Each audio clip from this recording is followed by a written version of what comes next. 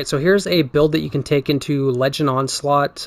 It's actually two builds in one. I'm using Fallen Sunstar for my waves, and then I'm using Geomags for any type of boss damage, including for certain augments like Demolitionists and Tormentors and Shielded Skybombers. Depending on the mission, depending on the situation, I sometimes switch over to Geomags during the wave phases, but mostly I'm just using it for boss damage, you know, for the actual boss phases. But yeah, so and then the other thing that I wanted to cover with this video is it's not just the builds. Obviously, I'm having quite a bit of fun on Arc lately. I did my last 2 videos on Arc and about Indebted Kindness, and I could have gone with Indebted Kindness again here, but that would be pretty uncreative and a little bit redundant. So I wanted to cover Waveframe grenade launchers, namely Undercurrent, Forbearance, both the Soul Drinker version from Val the Disciple and the Brave version from Onslaught. And also wanted to talk a little bit more about Hothead. So yeah, so basically Fallen Sunstar is enhancing our ionic traces, right? We get those ionic traces, they come to us faster. They give us like triple the amount of ability energy across the board between our grenade, our melee, and our class. And it also gives our allies, I think, 10% ability energy whenever I pick up an ionic trace, right? And so because we're on Stormcaller is the king of ionic traces. You don't need a single fragment that gives you ionic traces because you've got this juice. This is like an exotic. I mean, that's what aspects basically are. That it's just missing the shiny gold border and square behind it. Electrostatic Mind gives you an ionic trace after every arc ability kill, or jolted enemy kill, or a blinded enemy kill, right? And you pick up the trace, it makes you amplified. So, I mean, and there's no like, there's probably a very small cooldown timer, but it's not anything, it's not anything dramatic like Spark of Ions. It's just like you're constantly going to be getting ionic traces, right? So as long as you can lean into Jolt and Blind and using your abilities, then you're always going to have ionic traces, right? Like Spark of Ions, I find is like one of the most overrated fragments because it's just one ionic trace and you have to defeat a jolted target. So it's not just like abilities across the board or blinded targets. It's the target must be jolted and there's a 10-second cooldown for one single ionic trace. So there's like literally 0 point in running Spark of Ions unless you're desperate for ionic traces. But I just think that there's far better fragments to use here. And I might as well cover them since I'm already talking about that. Spark of Resistance, because this is Legend Onslaught. And 25% extra damage resistance is very nice. Spark of Shock, because it's just kind of a no-brainer to add Jolt to any of your arc grenades. And then Spark of Magnitude, so my pulse grenades last longer. Pulse grenades are the best arc grenades, so you may as well make them last 50% longer with Spark of Magnitude. Ultimately, that's going to feed into giving us more ionic traces because we could potentially kill 50% more targets if the grenade lasts 50% longer, right? So that's the theory there. Then Spark of Beacons, so just like Indebted Kindness, being an arc special weapon, my Undercurrent, when I'm amplified, I get kills with Undercurrent. It's going to set off a blinding explosion on top of the Volt Shot. So just very nice for clearing out ads and doing crowd control, right? It's like giving the grenade launcher stopping power. You're going to do ad clear mixed with crowd control because of Spark of Beacons. Very nice to use here. And then obviously Arc Soul, because it's just too good to pass up. Since this is a support build already, I'm giving my teammates ability energy. I may as well put down a Rift in key spots, especially on Legend Midtown, very easy to do. Lots of choke points. You can put those Rifts down, give your teammates our Arc Souls. Yeah, super good. And because I'm getting amplified all the time, my Arc Soul is pretty much always cranked up to the max. I'm using Ball Lightning as well instead of Chain Lightning because I just like the range of Ball Lightning. It seems to do more damage as well. And it doesn't need Jolt. Like the one nice thing about Chain Lightning is it applies Jolt. But the thing is, Ball Lightning is an arc ability, so it's also going to give me Ionic Traces. Right? It doesn't have to apply Jolt because what Electrostatic Mind says right here is defeating targets with arc abilities or defeating jolted or blinded targets. So it doesn't matter. Still going to get a trace, so that's nice. Wish Ender here for barriers because I'm not using Indebted Kindness. Malfeasance in case I need to swap over to stun and unstop if we're up against Hive, for example. If we're up against Fallen, it's no issue because there's no unstops. But generally speaking, teammates usually have stuns covered. If you're missing like one stun capability, it's not usually the end of the world, but definitely a good idea to bring something with you in case you do get stuck somewhere where you can't stun and unstop, right? So if that happens, then I could switch over to Malfeasance, and that's got intrinsic unstoppable. And then I'm using Hothead here for immediate burst damage, which I will also switch over to tracking for the boss phase so that I can stay at long range and not miss rockets. Pretty nice for that. Yeah. As far as the combat mods go, I'm running quad 100 stats, so I purposely nerfed my discipline down to tier 7. And if you look at my stat distribution here, like what I use for my mods, I obviously could have gone with double 100s, like 100 resilience, 100 discipline, but I would rather just bring it down to 70 and bring recovery and strength up to 70. Actually, I think my strength didn't even need any help. My strength was already 70. So I cranked up my recovery. So that way I can run Spark of Vigor, Focus, and Restoration. To each one of those gives me 30 stat points in their respective stat, right? So 70 plus 30 means this is going to be tier 100, tier 100, tier 100. So quad 100s, I pretty much always have armor charge. So yeah, it's quad 100 built. And because I'm leaning into surges already, may as well max out, use as many surges as I can. So that's why I'm using arc weapon surge mods here for 2 of them for a total of 18% extra damage on my arc weapons, which is very nice. And then harmonic scavenger just so I can pick up multiple rockets with each heavy ammo brick instead of just one.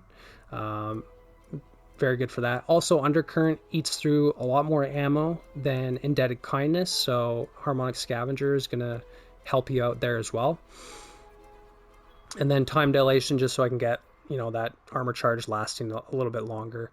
And that's pretty much it. I'm just picking up orbs for my armor charge. Yeah, I could have ran elemental charge, but the unfortunate thing about running elemental charge is it means that I'd have to give up harmonic scavenger, or I'd have to give up 8% extra weapon damage to run charge, when orbs are basically free inside of Onslaught because your teammates are always dropping orbs, and I'm making orbs as well from harmonic siphon, right? So that's pretty much the build for my waves build. And then when I switch to geomags, same deal here. I've got the same stat distribution basically, and then instead of running scavenger, I'm just running a kinetic weapon surge as well, so that if I do run out of rockets on those the later boss fights, because they're quite tanky, and I do switch over to triple reserves before I rally, so I have 9 rockets, but still sometimes I run out of reserves. I do have my Chaos Reach to do quite a bit of damage as well, but if it ends up at the end when I'm out of rockets and I got to plink away at the boss with Wish Ender, at least I can get an extra 10% damage on Wish Ender, so that's decent, right? And then like I said here, see, this automatically switches to tracking. On my waves build, it's on auto loading, so I never have to reload it. I just pull it out if there's an overload, or if bosses or big packs of enemies, I could just pull out Hothead, shoot it, stow it. Hothead to me is a better utility rocket launcher and better for Onslaught than Crux Termination. Crux Termination has really bad stats compared to Hothead. Hothead is also going to have enhanceable perks because it's an adept nightfall weapon. So according to Bungie, next season we should be able to enhance it, so that's pretty nice. Also, Hothead has access to perks that Crux Termination doesn't, like Demo and Explosive Light, or Auto Loading and Explosive Light, or Tracking and Explosive Light. This other role that I have here I kept for some reason, but this has tracking and clown, which I used to use this a lot actually on bosses. Crux Termination does have tracking and clown as well, except they're in opposite columns, right? So clown's actually on the third and tracking's on the fourth on Crux. But why would you use Crux with those perks when you have Hothead with those perks, when Hothead is a superior weapon? Like, it's got better stats, right? They're both the same frames. One's got better stats. Obviously, you go with the one with better stats. And adept, it's an adept, right? It's not just a world drop. It's got adept mods, right? And we know that these like adept big ones is going away, but we'll have access to like, you know, more velocity or handling or backup mag or whatever. Undercurrent. Can't remember if I talked about this. No, I don't think I have. This is the second time I record this video because I made the last one too long, so that's why I'm speaking a little bit fast here to just try and get all this information out as quick as possible. Undercurrent is, I think that next season it may contend with Forbearance, because Forbearance on neither the Soul Drinker version from Vow nor the Brave version from Onslaught rolls with Volt Shot, right?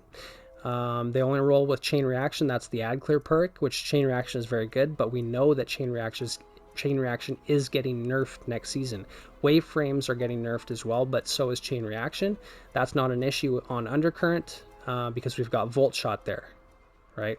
And the thing with Volt Shot is because it applies Jolt, it's going to synergize with Electrostatic Mind, right? So obviously, like if I was running a striker or an arc strider build, you know, on Titan or Hunter, then Volt Shot wouldn't really matter as much. Like if I'm looking for an ad clear perk, Volt Shot would be just kind of negligible compared to Chain Reaction. Like Chain Reaction is a better ad clear perk because it's an immediate effect. One kill, it sets off an explosion. With Volt Shot, you have to get a kill first, then you have to reload, then you apply the Jolt, right? But with that said, like waveframe grenade launchers, it's not really an issue because you're always reloading them. It's one single shot, you reload, so you're always reloading into a Volt Shot, if that makes sense. The new thing that's been hyped up about the Brave version of Forbearance is access to Demolitionist, which the Vow version does not have Demolitionist, right? We do have Ambitious Assassin on both, but as you can see here, I've always ran Unrelenting with Soul Drinker, so I'm doubling up on the healing effects. So like one shot can yield me health from multi-kills from Chain Reaction. So like I kill, I get health. I reload, I get health. That's what Soul Drinker does. Well, it says before reloading. I don't know the nuance there, but either way, Soul Drinker gives you a little bit of health. Unrelenting can give you a lot of health. Both of those combined, it's like this is the most survivable waveframe grenade launcher in the game, and I think it still will be. The Brave version, because it doesn't have Soul Drinker, it doesn't really compare, but we do have access to Demolition. So what makes it unique is Demolitionist and Indomitability, right? So grenade energy from Indomitability, grenade energy from Demolitionist. Chain Reaction means lots of grenade energy because it's lots of kills with one single shot potentially. And then the other role that is also interesting is Demo, Wellspring, and Indomitability, because then you're basically tripling the perks that are going towards your grenade energy, right? But I think ultimately that Chain Reaction, we'll see where it's at post-nerf. But generally, if you can get a Chain Reaction off on a kill and kill multiple enemies with one shot, then I think that's going to be better than Wellspring. Because without Chain Reaction, you might only get one kill, and then you're just getting a little bit of grenade energy from Wellspring, whereas you could have gotten more demo procs, I guess, based off of Chain Reaction.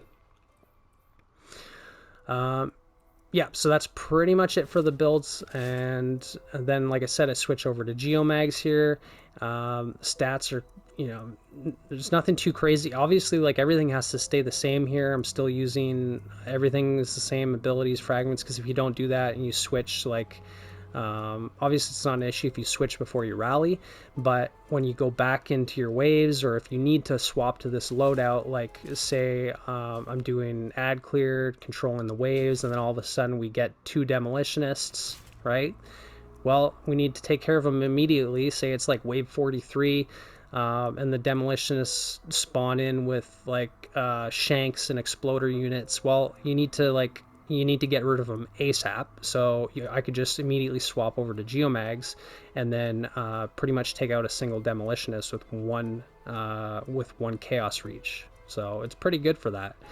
But yeah, that's basically it for the video.